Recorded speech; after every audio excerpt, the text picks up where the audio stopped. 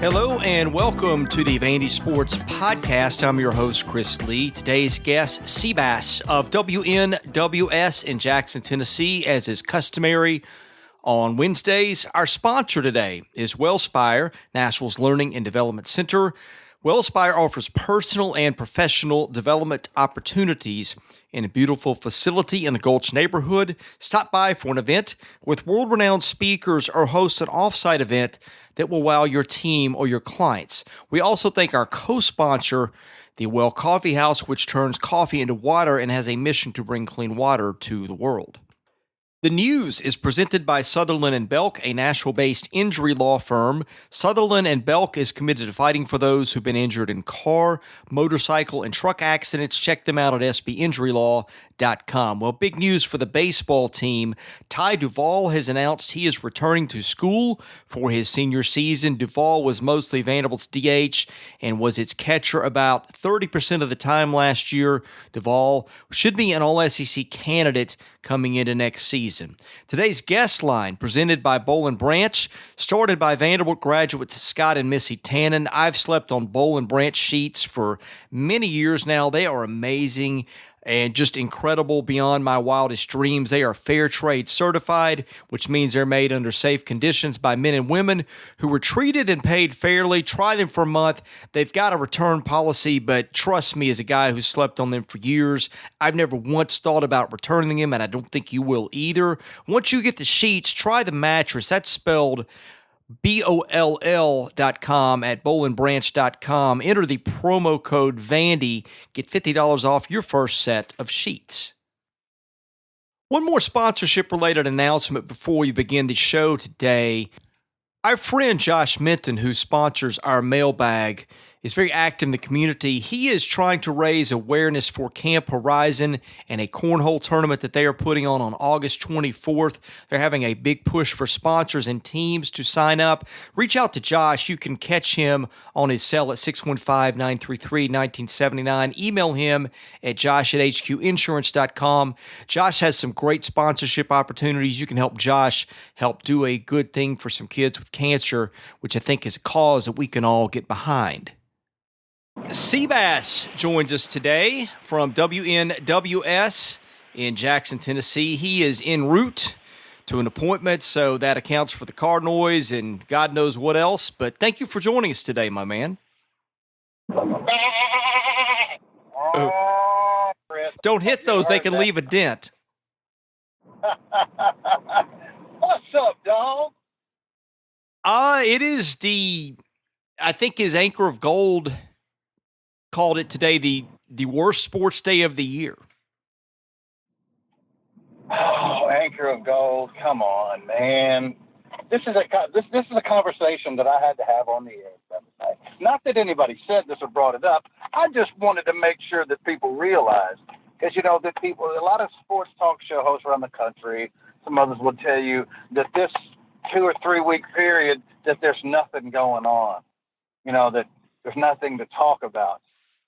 If that ever becomes true, I'll retire and stop doing sports talk. Chris, there's so many places we can go. I mean, true, there's nothing on the field and all this other stuff. I know there's no games tonight in baseball. Man, that just leaves us time to speculate, which is it's almost as fun as the games themselves. I agree. I think it's your job as a host to be prepared to talk about things, and that's mine too. But you got to admit, in terms of activity, it's pretty sparse. And the next month of the year is the time that I hate the most. No, ironically, it's going to be my busy time of the year because I pick up other stuff outside of the site to help make a living. And I'm about to embark on like maybe the 80, 90 hour work week schedule of my life for about a month and a half, at least if it goes like it did last year. I hope it's a little calmer. But in terms of substance and stuff, what I can't stand is just the general, because you have nothing else to talk about to the start of camp. And really from that lull in camp where we're no longer allowed in till the opener, just a continual regurgitation of the storylines for the opener because we have nothing else to talk about. I'm not saying that there's not stuff to talk about, but it does start to get a little dry on material and repetitive at that this time of year. Well, you know what? Hey, from your lips, my friend, because I'm ready to go. You bring it, man. I'll sling it. Let's do this. I don't care because I know. I bet you. I bet you there's plenty of mailbag questions, man. There's all kinds of speculation about this team, man. I'm ready. I'm ready. Let's go. Bring it on. Yeah, there are several mailbag questions, including some pretty meaty ones we'll get into in just a minute. But I guess first things first, before we get into football, big news with Ty Duvall coming back. That's pretty significant. I don't think there's any question about that, and you're not surprised by that. No, I'm not. I wasn't at the end of the day, and I like Ty, man. And this team next year, I mean, look, let's face it. I already feel great about our rotation, no doubt. But there's going to be some big shoes to fill, day in and day out on Thursday, Friday, and Saturday, and all these games. And so we're going to need some of that, that experienced leadership that we may be lacking a little bit next year. It's a big get, if you will, for Coach Corbin. Yeah, he is probably going to be the first team All-SEC catcher. He's a really good hitter. He's one of those kids in that middle of the bottom of the lineup that any other year we would have been talking a lot more about the kind of year they had, but because they had Blade and Martin at the top of the lineup, and even Scott got affected by this. Scott had an outstanding year that didn't get talked about because of those two other kids. Duvall was in that next group of kids down where he had a really good offensive season. He's seems like a really good kid, a very mature kid. So I think in terms of leadership and things like that, he's the kind of kid that you want back too if you were a coach. Yeah, no doubt. And of course, with Clark not coming back and going to professional baseball, who do you think who do you split the duties with? Oh, it depends on what they do with Dominic Keegan. I've heard that Keegan really was doing well at first in practice late in the year and could have given Julian Infante maybe a run for their money there had that been what they wanted to do. They got the two kids coming in, Rodriguez and Romero, I think it is, two pretty good high school catchers that I guess we're going to maybe platoon there. Yeah, I don't know. We'll wait and see how things go in the fall and how those kids progress. I always get, as I've told you a million times, always have a much better idea on how kids stack up once I see fall ball, which, of course, that's a few months away.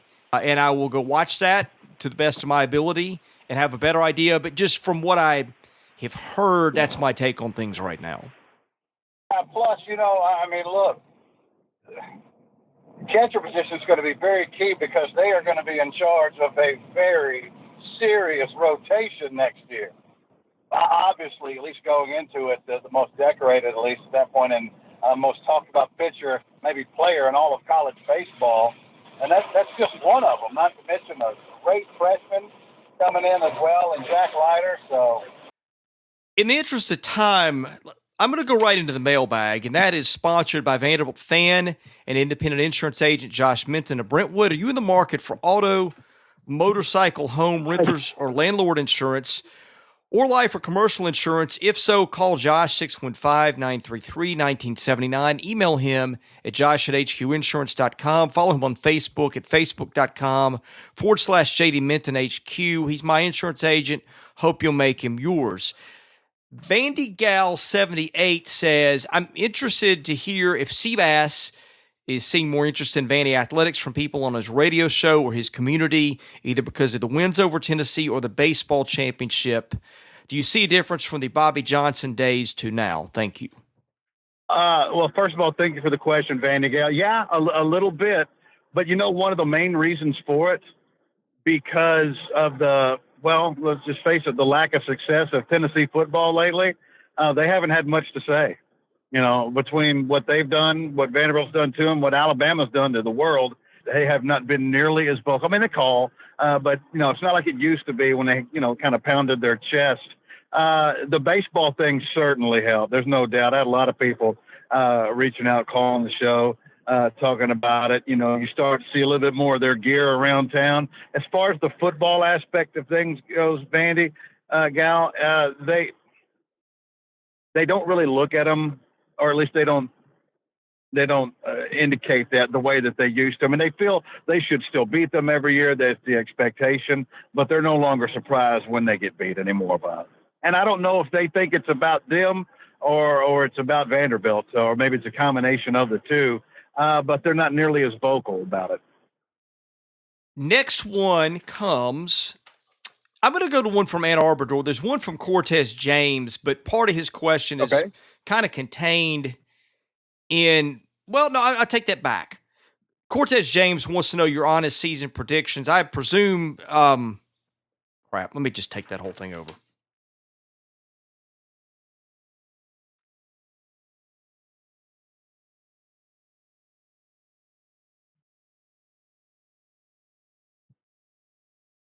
Mr. Vandy asks what you think the overall record for football will be at season's end.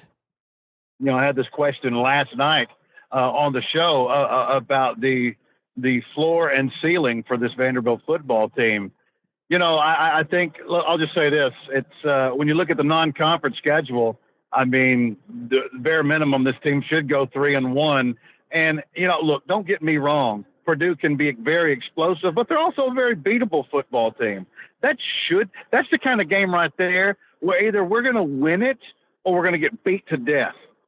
And I just think there's too many weapons on this team. Even when you have uncertainties, you can still turn around and hand it to 5.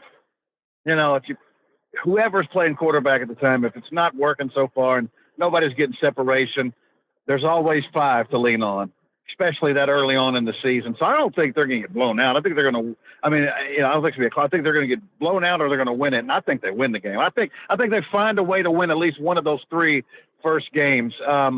Conference-wise, look, and as far as the SEC East goes, they're probably not beating Georgia. It's not impossible. I'll say this to you. Although I think Georgia's stronger at this time, I'd take this team right here coming into 2019. We may not have had Zach Cunningham on this team, but as far as an overall unit, I'll take this team over that one any day. And they went into Athens and won on homecoming. You can talk about it being one person. They went into Athens and won on homecoming. So it's not impossible. But the games inside the SEC East, outside of Georgia and I guess in Gainesville, because, we keep getting right there and just other than that win a couple of years ago, finding a way not to win this game, I still would have to favor Florida.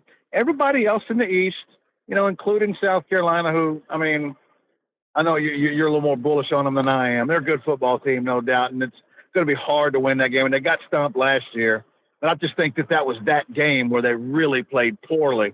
The other teams, the Kentuckys, Missouris, Tennessees of the world, the Ole Misses of the world, those are extremely winnable football games, regardless of where they're played. My window for this 2019 season, the Florida ceiling, is a pretty tight one. I think this team is better. I think this team is clearly better than a 4-win team. So I'm not going to say that's their floor, but I will say 5. And that'll be under the assumption that they win 3 non-conference games and find 2 SEC games somewhere along the way. I think that's the floor.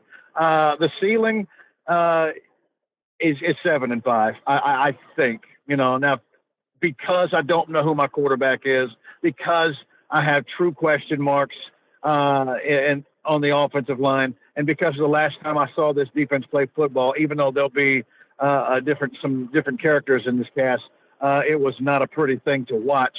So there's questions that certainly plague this team going into the start of the season. But, there's a guarded optimism about this team.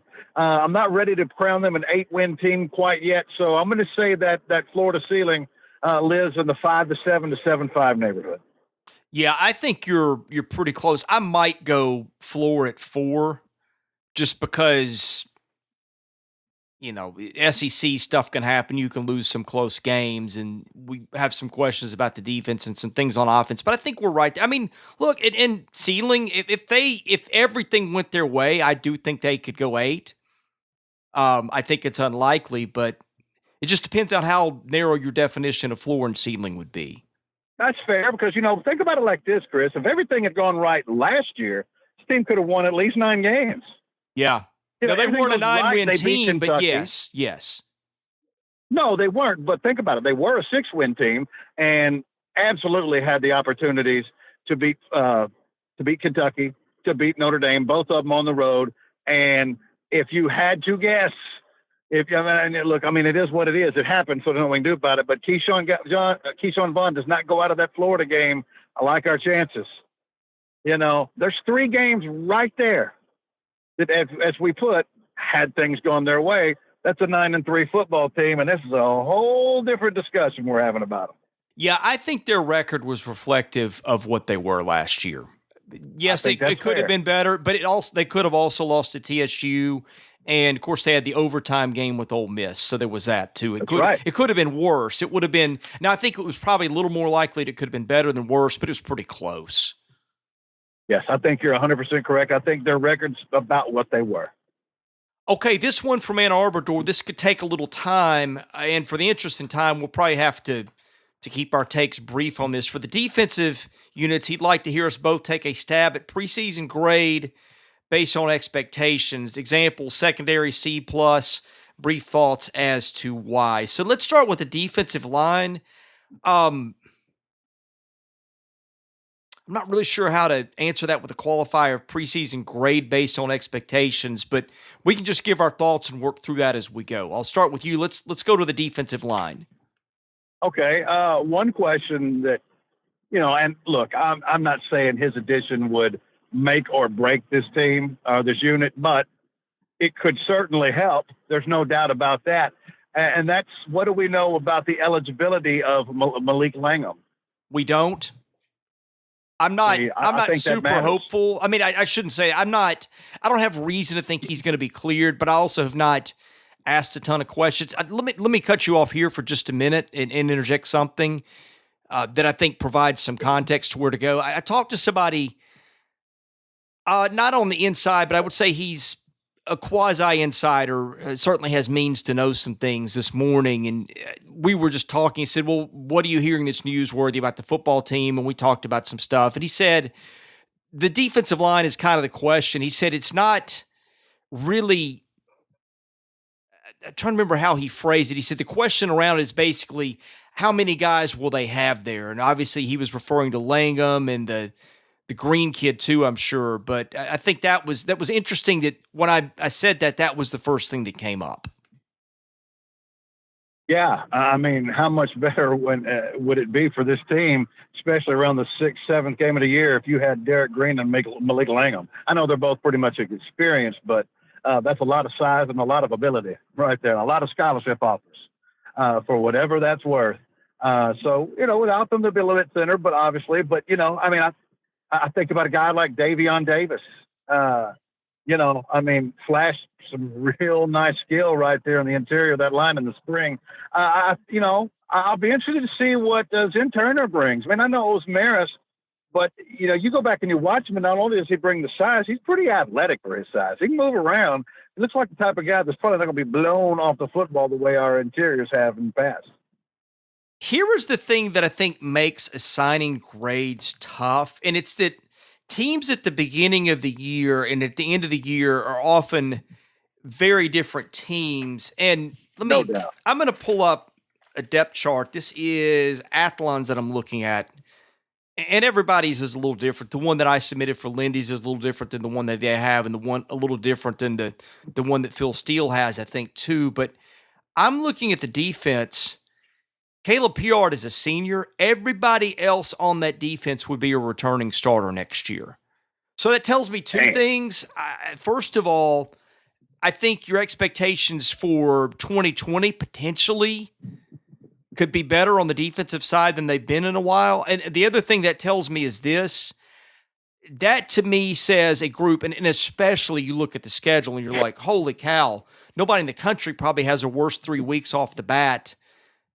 First 3 games than Georgia, LSU, and at Purdue in between, with the bye week too, by the way. But here's what I'm getting at. I think that's a group that, because there's new faces and youngsters, that's a group, and especially with the schedule, which I think could, if you're Vanderbilt, you hope doesn't kill your confidence early, especially on that side of the ball.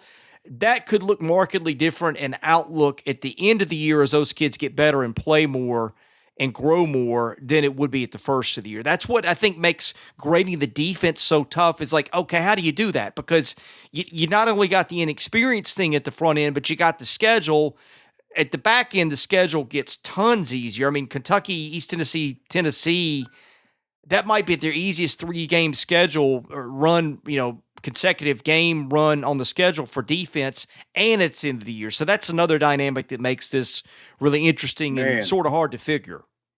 Are you sure you weren't listening to my show last night? Because that's exactly what I said. And I mentioned the strength of the schedule at the beginning, and what that could pose, as opposed to the end of the year. Do they get beat up so bad? And I mean, we remember how bad it was for Vanderbilt after the Alabama game. They were punch drunk for a month. I mean, the schedule was tough as anything, but I mean, they were punch drunk anyway. I mean, I don't think it'd happen if they were playing some other teams to that extent, but I think it took them a while to get over it, if they ever did.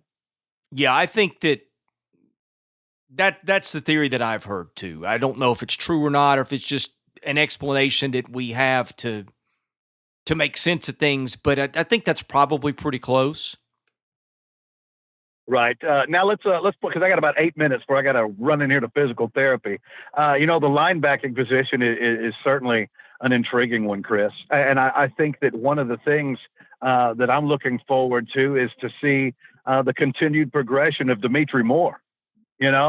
I mean, Dimitri Moore's turning himself into quite the linebacker. I think he's got a chance to be, like I said, a Zach Cunningham type of player, but I think he's got a chance to be one of the more effective leaders in this linebacking group. I really love to see Colin Anderson get healthy, man. He, in the brief little time we saw, I was like, man, this kid looks explosive, like he could really add something. I'd really love to see a healthy Colin Anderson. Yeah, I hope it happens. I wonder if it ever will, because it seems like he's been out or injured more often than not. And, Colin had a chance to really grab that starting slot last year. And then the injuries and whatever took over, and he just wasn't much of a factor. In fact, he's not even listed, looking at Athlons, he's not even in there too deep. I think this is the most intriguing unit on the team. I think Dimitri Moore got better. I thought Orji was their most physically ready linebacker last year, and he barely played. He had maybe 100 snaps last year on defense. I think it was more like in the 20s or the 30s. I think most of his action came on special teams. In fact, now that I think about it, I think it would just maybe 2 or 3 dozen snaps on defense. So we didn't really get to see him. Outside, I thought Hebert was really good in spurts. They've got Caleb Piart back on the other side. And I think their group of guys behind them is intriguing. Elijah McAllister's a kid who he's got size and athleticism. I don't know what he becomes, but there's some tools and physical attributes that stick out. I feel like in the middle, they've had a collection of guys who in practice all look roughly the same, so there's some depth there. And then we don't know what the Sean Polino Bell is because he hasn't come to campus yet, but I think that's a really wild card bunch of possibilities. My gut feeling is the end of the year, that's the best unit on the team, just because of some things I think we know about the talent, even if it's inexperienced, and the fact that I think they've got some numbers of guys who have played, maybe not major roles, but have at least played and been in the program 2 or 3 years. So I think that they've got some potential star power and maybe some potential depth there. Now, I think the range of outcomes on those guys is big, but I think there's some reasons for optimism. Yeah, I think so too. And again, it's these transfers that we don't really know enough about, not just on that unit, before we can really say what they are. I think cornerback is going to be an issue there that they could possibly fix. I think about a guy like Brandon Maddox. I mean, what do we have in him? We don't know. The truth is that this defense actually, if some of these transfers come together, with Zed Turner and Maddox and Polino Bell and Carrier Williams and the young, you have to forgive me, the young man from Illinois played at Pearl Cone. Yeah, Cam Watkins. Yeah, Cam Watkins. I mean, they come in and who knows? This could be a completely different defense. My secondary is maybe my biggest concern because they lose their best player. I mean, they don't have anything like Jawan Williams. Now, we don't know how good Dante Carey Williams can be. I just didn't get to see him much. Now, he was obviously good enough to start some games at Wisconsin. Cam Watkins started some games at Illinois. I don't know that he was a full-time starter. That's from memory. But it's Illinois. I don't think that team was very good, so I don't know what to make of that. I mean, they've got some guys. Well, safety. Keyshawn Vaughn came from Illinois, too, though. Well, come on. That's an extreme, though. Well, what? It's true. Well, but Keyshawn got basically. Rocky Sin played at Temple last year. I mean, that. I hear what you're saying, but the whole he came from Illinois thing, that to me, that if you're either the goods or you're not. And if you're the goods, it doesn't matter if you played at Illinois. Well, Keyshawn got banished to Siberia, and what we'd seen of him, there were flashes of quality. Watkins, I looked at his grades at Illinois on Pro Football Focus. They were very much in line with what the other guys on the team had. So now, Pro Football Focus, I'm sure the grading can vary from one guy to the next because they're different guys, but his grades at Illinois, based on that, were not overwhelming, nor were his stats. So I think that's, while you have a point, I think that's kind of apples and oranges. I think Vaughn, I just think that was some kind of clash of personalities or just idiocy on the part of the coaching staff. I think that was an extreme situation. Watkins, there's a little bit more of a track record, seemingly, for what I think he can do. He'd have had to eat. That dude would have had to eat my dog, or at least try to, for me to give him the boot. I promise you. Oh, how must Illinois fans think right now? Oh man, how sick would we be if it was the other way around? I mean, would we be puking every 5 minutes? No doubt. All right, I got 5 minutes, brother. Give it to me. Other stuff at defensive back, I think they've got a lot of guys. I don't know who really stands out there. Again, that's. We saw about 3 hours of practice in the spring. I think if we had seen more, I could probably make some distinctions. I just can't. Now you hear things, but sometimes stuff that comes out of the program, those are narratives, and it's just like I remember 2 years ago, the narrative coming out of there was, this defense is big and legitimately fast and a fast SEC defense, and that's the one that gave up a record for points. So. Ooh, boy, it's hard to. I guess what I'm saying, I see guys that are guys. I think that they've maybe got a decent amount of depth there. I just don't know what the separation is because I've not seen it with my own eyes. And honestly, last year, outside of Jawan Williams, they mostly had just guys that were guys. Tay Daly had some moments against Ole Miss. I'm not saying they didn't have some guys that flashed moments, but I don't think we have any reason to say, this guy's a rising stud or that guy's a rising stud, because we just haven't seen it. Right. Well, the one thing I will say about that is this. 2 years ago, we signed a pretty well-respected secondary class, with the, guys like Harris and Douglas and Worship and stuff like that.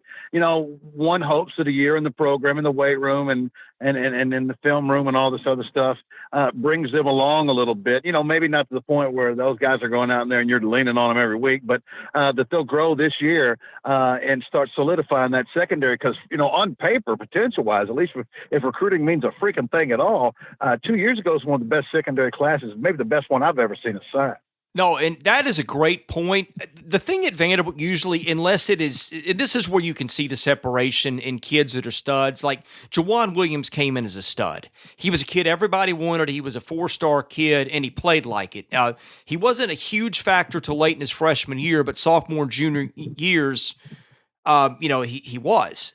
So there was that. The rest of these guys were not rated where he was, but for Vanderbilt, it was a good class and it had depth. At Vanderbilt, usually guys start to make a bigger impact like that third year on campus. To me, not that you couldn't see some guys jump up, like DJ Moore jumped up earlier, but for the most part, a Vanderbilt-type progression is like, okay, players start becoming factors when they're redshirt juniors or when they're juniors and redshirt sophomores. We're still a year out from that. I'm thinking the impact just based on history will be a year away. And like I said, I think that you have reasons you could legitimately be excited about the 2020 defense. I have a lot of questions about the 2019, and that's kind of part of it. We have a lot of guys that have potential, but especially in the secondary, nobody's stood out yet. Well, the thing that kind of sucks is by the time that happens, that's when we'll lose all of our offensive skill position players. It's like, what the crap? But that's what it's all about. It's about being able to recruit enough players on both sides of the ball to do that and have them hit at the same time. Like, anybody can do it on one side or, have it good here for a while and miss on the other side. But the key to it is have the type of depth in recruiting that you can not have that dip.